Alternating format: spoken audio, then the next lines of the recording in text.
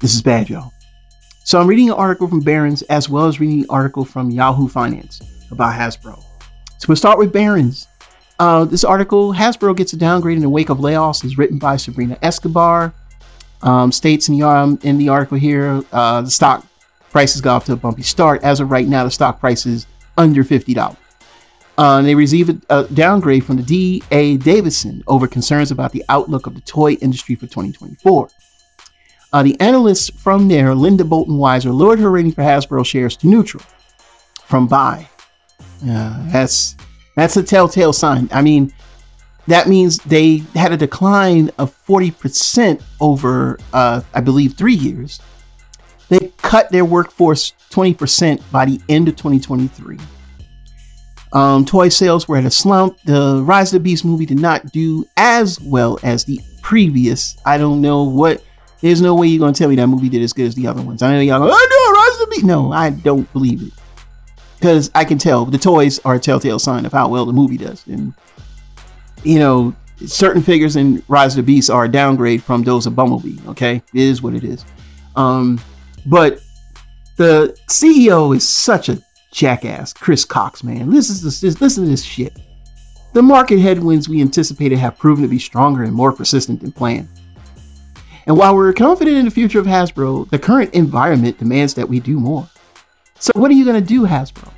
You've raised the prices. You gave us some bad QC issues. This is in Transformers. We're not going to talk about G.I. Joe. We're not going to talk about Potato People. Nobody wanted that shit.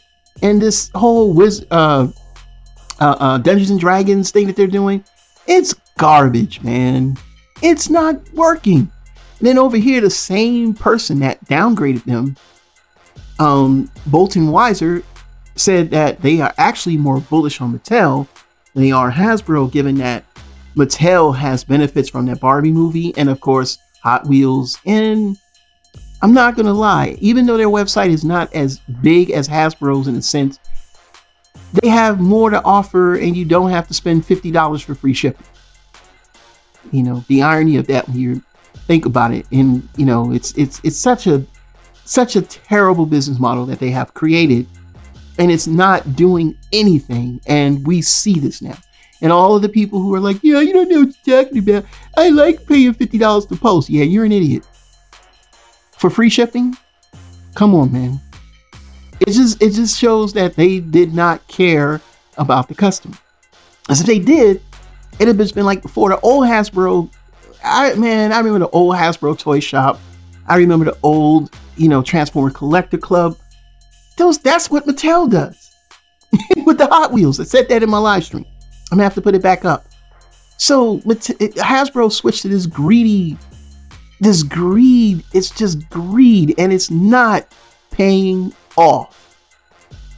We're seeing the signs on the wall now, y'all. Hasbro is failing. We've been talking about this. Everybody's been trying to say I am a Hasbro apologist. Bullshit. I work in business.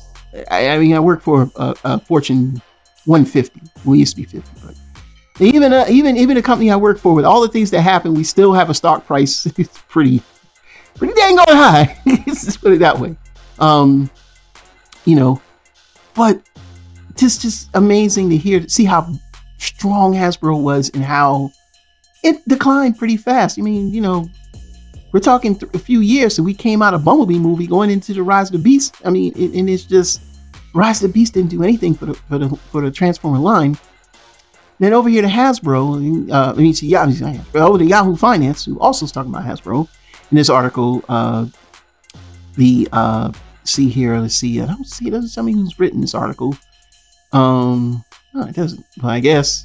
But anyway, Hasbro stock has fell 17.6 against the industry's growth of 18.8 in 2023. So they didn't meet their growth. The estimates for this Zacks rank. So this is from Zacks Equity Research. Zacks ranks number 4. Company 2024 earnings have witnessed downward revision of 2.2% in the past 60 days. The biggest concerns in this article stated is the tepid performances of consumer products and entertainment segments that are hurting the company. A decrease in toy and game volume and unfavorable pricing. unfavorable pricing. Yes, we've been talking about this. Gotbot's been talking about this, especially for the Canucks out in Canada. They got to deal with way more. Their prices, it's just ridiculous what they're paying for toys. And you think they're paying more. Then the strikes, of course, which I don't really understand that because the movie was already out, so I don't get it. And then, of course, the initiatives, including product launches and a shift towards more technology-driven toys for reviving his brand and boosting sales, are likely to drive profits in the long term. I disagree with all that shit. However, costs related to the initiatives might prove detrimental in the term. Yeah, it would be. You know, and trying to deal with digital when Transformers aren't really something dealing digital. It's something that you transform. But I do want to talk about the biggest, problem in the room is the pricing. The pricing has been abysmal at best. We're paying too much for a toy that really isn't worth the price we pay for it. When they were $9.99, $15.99, and $20 and $40, that's the prices we should be paying for them. Raising the prices, giving us less, your target market is going to complain and they're going to show it with their wallets, and it's starting to happen. Hasbro, you gotta step your game. And it's not, this is to the stockholders, the ones that make, using their money to make decisions. This is bad, y'all. And y'all ought to be ashamed of yourselves. This is Super Robot Ed bringing you more news and reviews. Until then, we'll see you soon. Bye-bye.